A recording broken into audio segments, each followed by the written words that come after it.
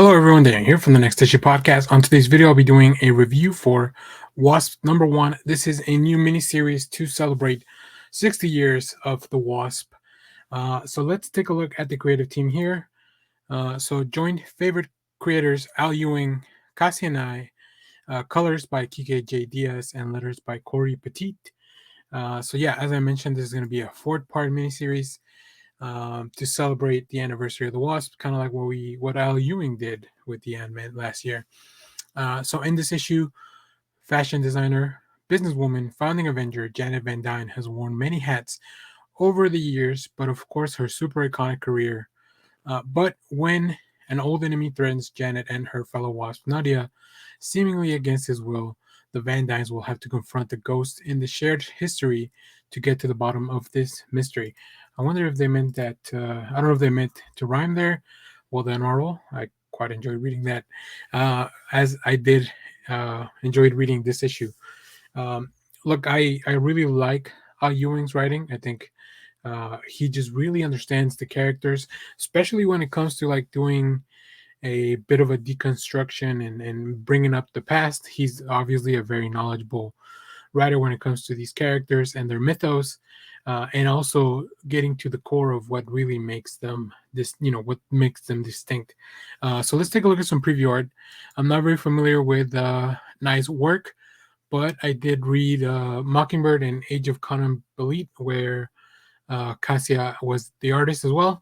And we start off with a really just big action, this grotesque monster, things happening years ago.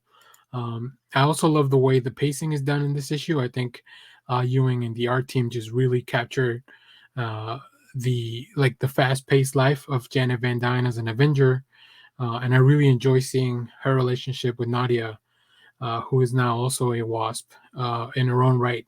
So this issue has been very fun. I love the way that they do these big splash pages to kind of give you a little bit of backstory. You can see that the art changes. We get the little dots for the old school feel. So you can definitely tell a really smart use of the art changes to portray a flashback or a memory or an explanation. And all this, all throughout the book, we hear Janet's voice, which is just, it's really amazing. I really like, she's just a character that I feel is very underrated and not written enough. So I'm glad that she's getting a little bit of spotlight for this big anniversary. Like I mentioned before, Al Ewing is a fantastic writer. And Kasia Nie and the team are just really good at capturing the feel and the look. And I think what people like to see, there's also nice action sequences here, which happen later in the issue. And of course, everything setting up this big mystery that we started with in the opening pages of the series. So I think this is going to be a fun ride. I will say I would probably read this once it's all collected, since it is just a mini series. The Ant-Man read a lot better that way, because sometimes, I mean, this series was a little bit more dense with history of the Ant-Man.